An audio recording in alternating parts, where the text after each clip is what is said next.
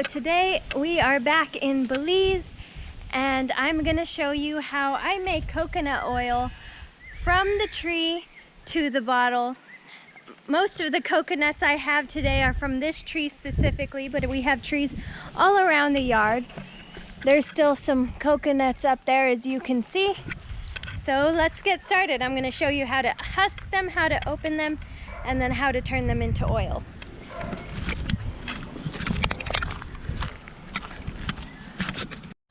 I've already prepped a pretty good pile of coconuts here that I got from the tree this morning, and I'm going to show you how I open them. So I have a pickaxe here, one pointy end up, that I'm going to be using to open them. I'm going to show you this first one in real time, and then I'm going to speed up the rest because I have a lot of coconuts. You're gonna find the soft part of the shell, which is the top here, or the top. And you're gonna pierce it.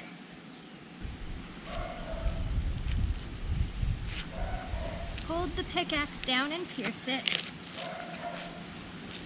Then you're gonna twist away from the coconut to start loosening it.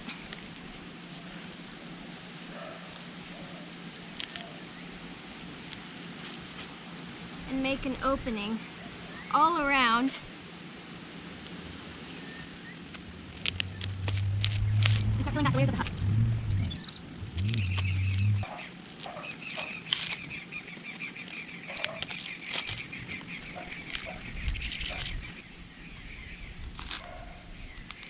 I've got it open. You can see the coconut in there. I'm going to work a little more to get it free, and then I'm going to do the rest.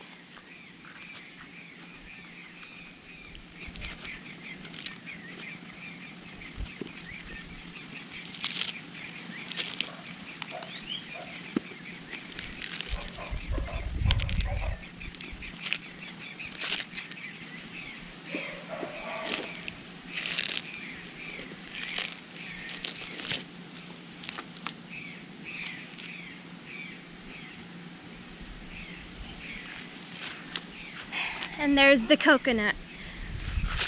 A little too close. We save the husks here in Belize because we burn them and we use them as the smoke clears away things like mosquitoes, so we use it as a natural insect repellent, and then we keep the coconut to eat and drink, or I'm going to turn these into oil.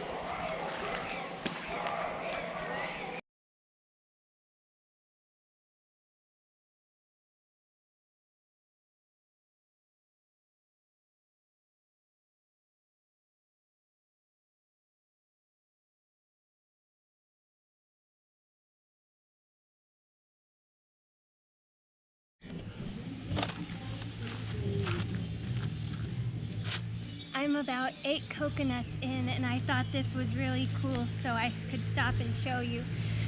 There is a baby coconut tree starting to grow out of this coconut I'm husking. Right there. I just finished husking my coconuts, and I ended up with 17 good ones there, and then I ended up with 3 bad ones, and then a lot of husks to use for a fire later. It's starting to get dark and my hands are getting raw, so I'm going to do the rest tomorrow, and I will see you then. So I ended up cracking a couple of them open during the cutting process, so I'm gonna split those open now instead of tomorrow. So I have a bowl to collect my water.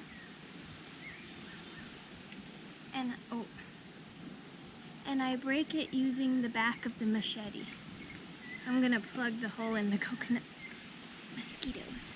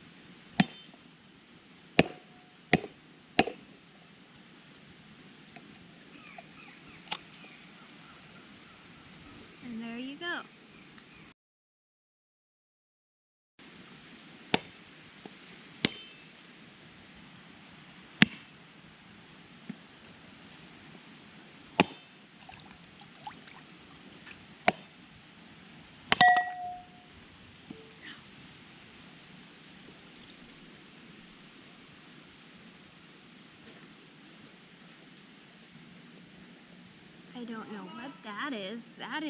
I've never seen before. There's like a little coconut growing inside this coconut.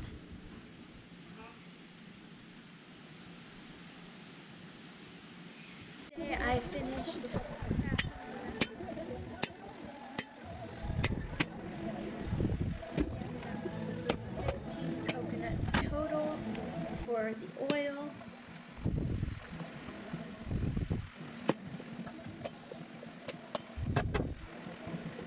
After I cracked them, I used this coconut grinder to get the meat out. I've done it other ways by just smashing it with a mallet, but this is the best way to get it without getting the brown skin left on it and just getting the white part out. Which, it doesn't really matter which you do. I've made coconut oil both ways and it works pretty much the same. So I've got a pretty full jug here of the coconut shreds mixed with the coconut water. So I'm going to take that inside to blend it in a blender to get all the juice out.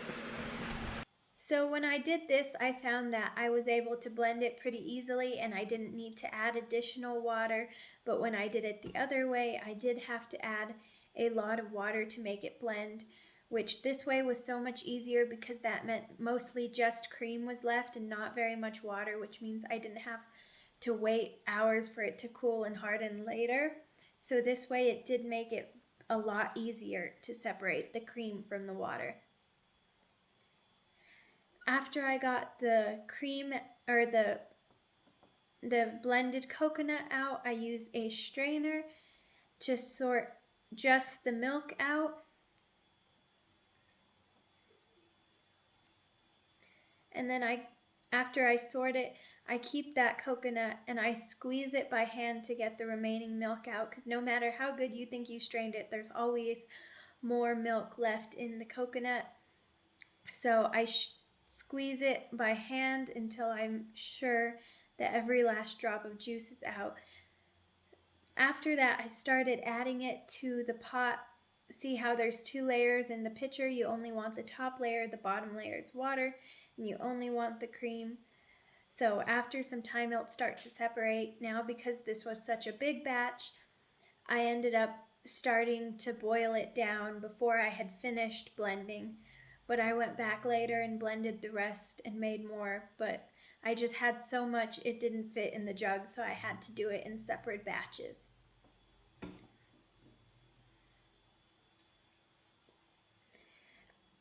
You want to keep stirring this, and you'll see it start to boil, and you want it to reduce down. This batch took like 3 or 4 hours because it was so big. I've done other batches that I've finished in 30 minutes. And the color will start to change and it'll start to get clumpy. And that's a good sign. That's what you want it to do. You want it to get darker and then the clumps to come out. You can see this is really spread up in different clips throughout the process.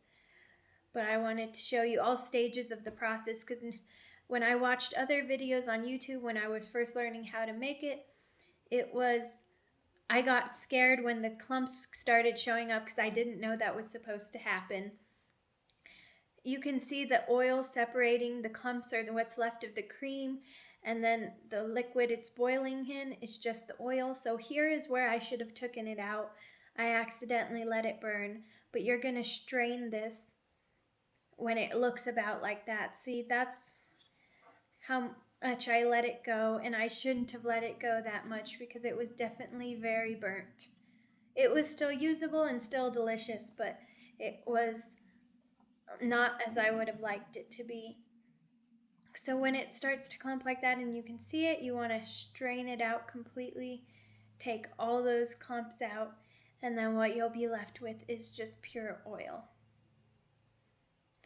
Thank you so much for watching. I hope this helped, and I will see you in the next video.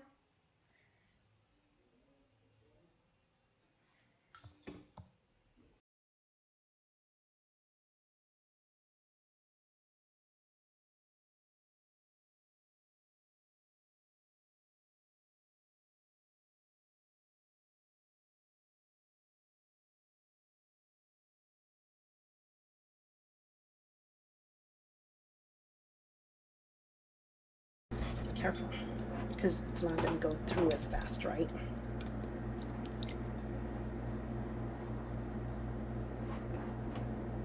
It's going to take a while because I doubled it. See?